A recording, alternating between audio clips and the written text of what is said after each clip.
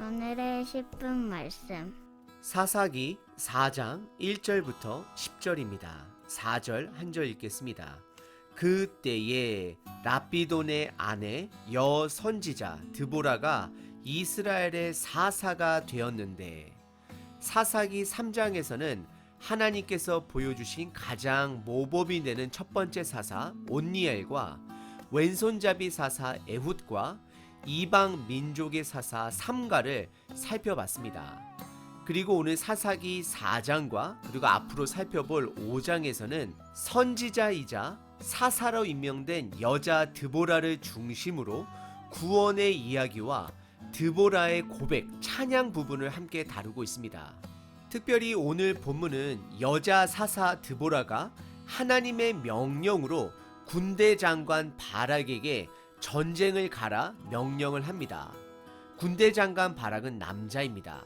그리고 그 군대 장관 바락에게 이 전쟁에서 반드시 하나님께서 승리해 주실 것을 확신시켜 줍니다. 하지만 군대 장관 바락의 반응은 주춤하는 것을 우리들에게 보여줍니다. 그로 인해 그는 이 전쟁에서 이길지라도 영광을 얻지 못한다라고 예언을 듣게 됩니다. 여러분들의 분별력은 어떠하신가요? 분별력이란 인식하는 능력을 말하고 있습니다. 눈으로 보이는 것 이외에 보이지 않는 본질을 볼 수 있는 자가 분별력을 가진 자입니다. 눈으로 볼 수 있는 것은 어느 누구나 다 볼 수 있는 것입니다. 지금 팬데믹 시대 이후는 어느 누구도 경험해보지 않은 새로운 세상이므로 더욱더 분별력을 요하게 됩니다. 왜냐하면 본질을 볼 수 있는 자가 자신감을 갖고 결정하기 때문입니다. 우리가 분별력이 생길 때 내 삶에 있는 문제들도 제대로 대처할 수 있게 되는 것입니다. 오늘 사사 드보라 이야기는 우리들에게 분별력을 갖고 있는지를 물어보고 있습니다. 오늘 본문은 사사 드보라가 군대 장관 바락을 통해 이스라엘 백성들을 구하기 위해 전장에 나아가라고 명령하는 이야기로 끝을 맺고 있습니다. 우선 1절서부터 3절은 사사기의 반복적인 패턴을 다시 한번 강조합니다. 첫 번째는 배반, 두 번째는 심판, 세 번째는 부르짖음, 그리고 네 번째가 구원입니다. 1절의 시작이 왼손잡이 사사 에훗이 죽었다라고 성경은 말합니다. 그리고 이스라엘 백성은 또다시 여호와의 목전에 악을 행하였다라고 그들의 배반을 성경은 말합니다. 그래서 하나님의 심판으로 가나안 왕 야빈에게 이스라엘 백성을 맡기게 되었다라고 말을 합니다. 그리고 가나안 왕 야빈에게는 군대 장관이 있었는데 그의 이름이 시스라라고 2절에 말하고 있습니다. 그리고 3절은 우리의 분별력을 하나님께서 시험하듯이 야빈 왕은 철병거 900대가 있었기 때문에 20년 동안 이스라엘 자손을 심히 학대하였다라고 성경은 말하고 있습니다. 여러분들의 분별력을 스스로 점검해 보시길 바랍니다. 이스라엘 백성들이 20년 동안 야빈의 왕 아래 학대를 받은 것이 그들의 죄 때문인가요? 아니면 철병거 900대 때문인가요? 정답은 둘 다가 맞을 수도 있지만 근본적인 것은 철병거 900대가 아니라 이스라엘 백성들의 죄악 때문임을 이스라엘 백성들은 반드시 깨달아야 합니다. 우리들의 삶도 마찬가지입니다. 우리들 삶 속에 드러나는 사건 뒤에 있는 근본적인 것을 볼 수 있어야 합니다. 하지만 우리의 시선은 눈에 보이는 철병거 900대에 머물고 있는 것이 문제입니다. 우리의 죄는 인지하지 못할 때가 많습니다. 그래서 3절에 이스라엘 백성들의 부르짖음은 그들의 죄를 고백하는 신실한 부르짖음이 아니라 그들이 처한 고통으로 인한 부르짖음인 것입니다. 그리고 그런 부르짖음이라 할지라도 하나님께서는 그들에게 응답하시고 사사를 세우십니다.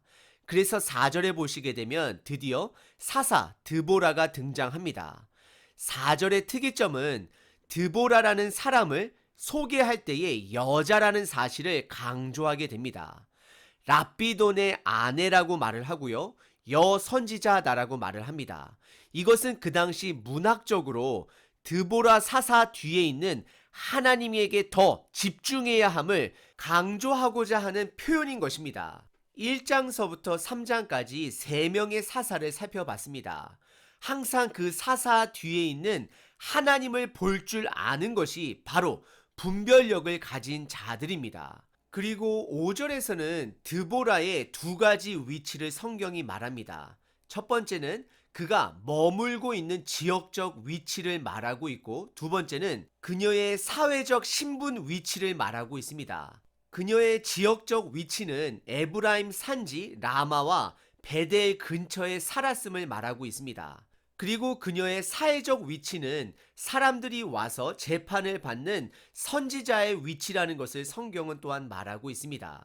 이런 사사 드보라에게 6절과 7절에 하나님께서 그녀에게 명령을 전하게 됩니다. 그것은 게데스라는 도시에 사는 군대 장관 바락을 불러서 그에게 납달리 자손과 스볼론 자손 중에 10,000명을 데리고 다볼산으로 가서 야빈의 군대 장관 시스라와 그리고 그의 병거들과 맞서 싸우라 명령합니다. 그리고 싸울 때에 전략 또한 알려주십니다. 그 전략은 기손강으로 이끌어내어 싸우라고 명령하시고 그 전쟁 또한 승리하게 될 것이라 확신시켜 줍니다.